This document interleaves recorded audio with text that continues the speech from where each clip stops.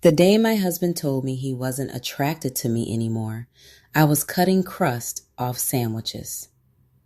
"I didn't sign up for this," he said, standing in the doorway like he was already gone. "For what?" I asked. "For a wife who disappeared," he said. "You're always tired, always with the kids. You've let yourself go." I looked down at my hands, soft from years of holding children, folding clothes, wiping tears, and realized something that broke me in half. I hadn't disappeared. I had been giving everything away. That night, after the kids were asleep, I sat on the bathroom floor and stared at a body that had carried a family and lost a marriage. My name is Jane Wilson, and this is how I learned to rebuild my life, one brave choice at a time. I hadn't worked in 9 years. I'd been home with the kids while my husband built his career. And when the divorce happened, I suddenly realized I had no resume that matched the woman I'd become. No one tells you how scary that is. The first time I applied for a job, my hands shook. The rejection emails came fast. "Thank you for your interest." I cried in the laundry room so the kids wouldn't hear. But I kept applying, and while I waited, I started walking. Just around the block at first, then 2 blocks, then the park. One afternoon, my kids ran ahead of me, laughing, and I realized something small but important. I wasn't out of breath. That's when I walked into Forge Fitness. I didn't belong there, or so I thought. I almost turned around until a calm voice said, "First day?" I turned to see Henry Jones. He wasn't loud. He wasn't flashy. He wasn't intimidating. He was steady. "I'm Jane," I said, "and I'm terrible at this." Henry smiled. "Good. That means you're brave enough to start." He showed me the basics. He didn't rush. He didn't judge. And for the first time in a long time, I felt safe inside my own body. Mornings became routine.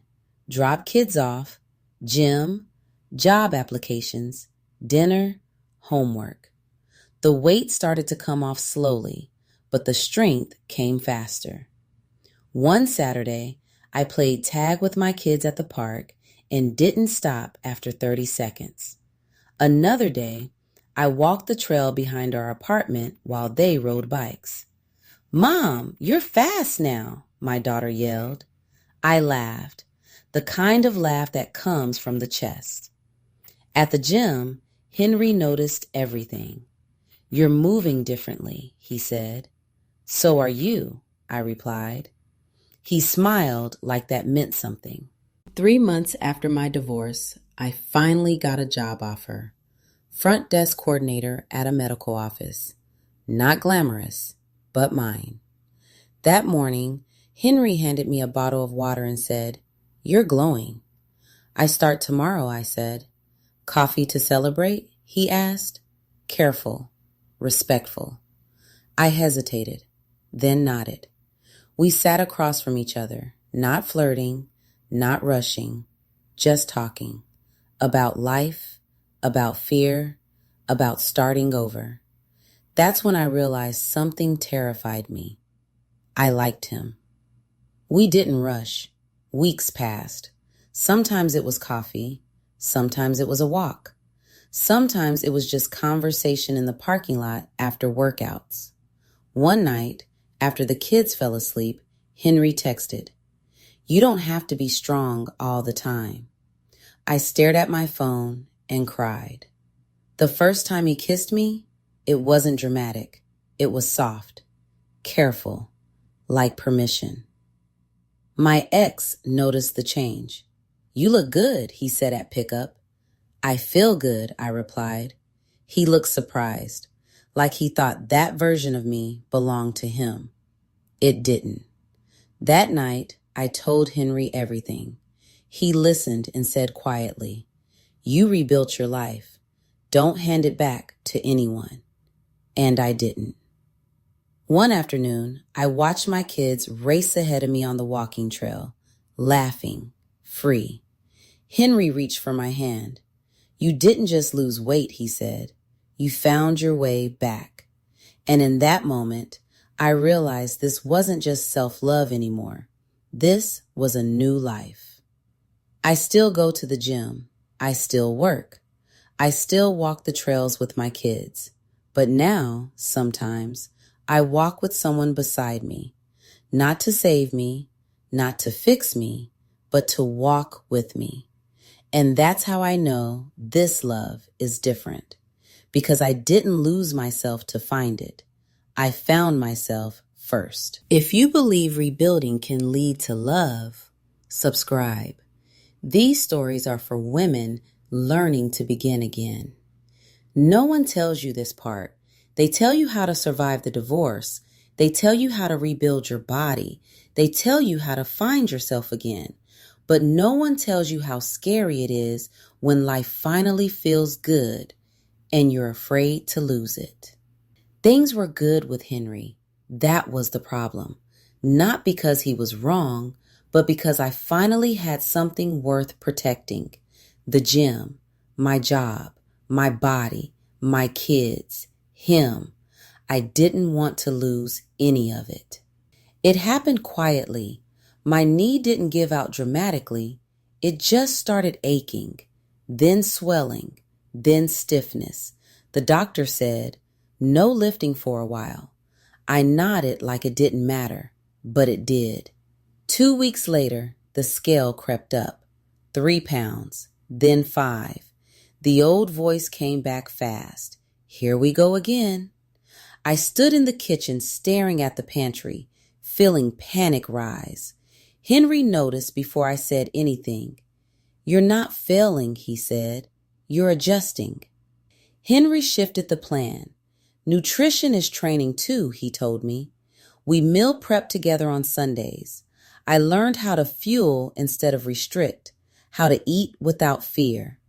I walked with the kids instead of lifting, played at the park, did slow laps around the trail.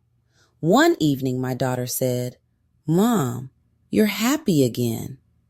I realized something. I wasn't afraid of the weight. I was afraid of losing myself again.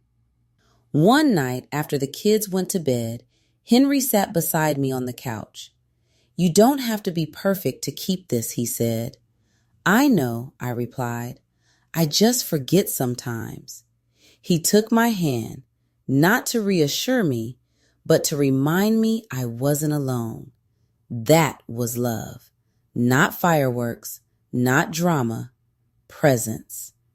When I stepped back into the gym weeks later, I was heavier than before, but stronger where it mattered. Henry smiled. "Ready?" I nodded, because this time I knew something for sure. I didn't love myself only when I was progressing. I loved myself when I was maintaining, adjusting, and continuing. And he loved me there too. We walked out of the gym together that day. My kids ran ahead laughing. Henry squeezed my hand and said, "You're doing this the right way." I smiled, because strength wasn't just what I lifted anymore.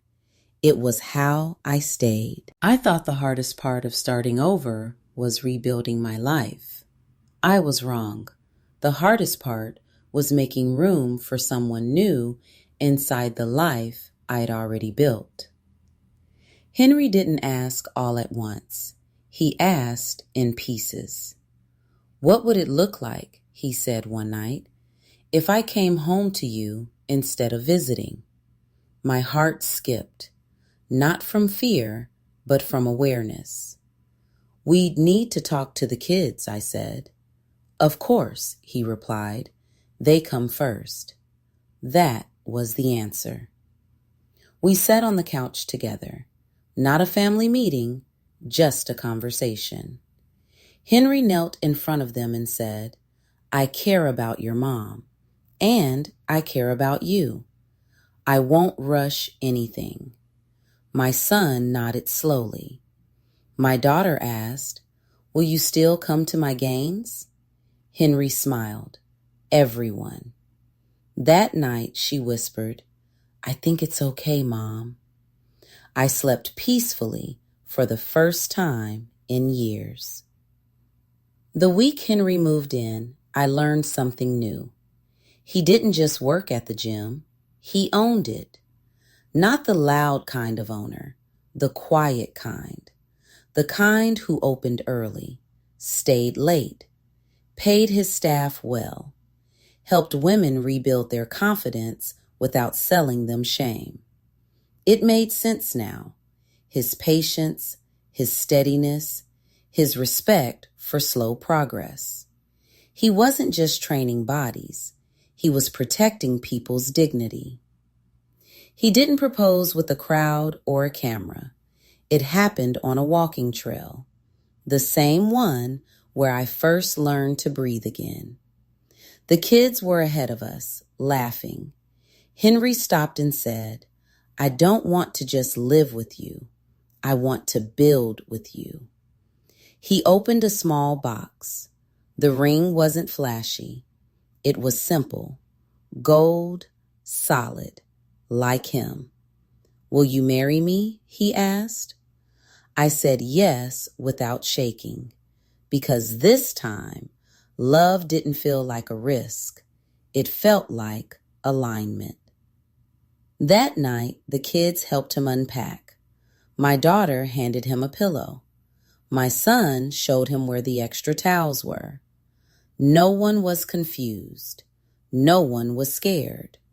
Love had arrived quietly, the way it always does when it's real. Henry moved into my house, but he didn't move into my life like a storm. He moved in like furniture that had always been missing. And when I caught my reflection now, standing in the kitchen, stronger, softer, whole, I knew this was the ending I'd earned. Not because I lost weight, not because I found love, but because I rebuilt myself first and then chose someone who fit the life I created. If you believe healing can lead to steady, safe love, subscribe. These stories are for women who choose peace and still get romance.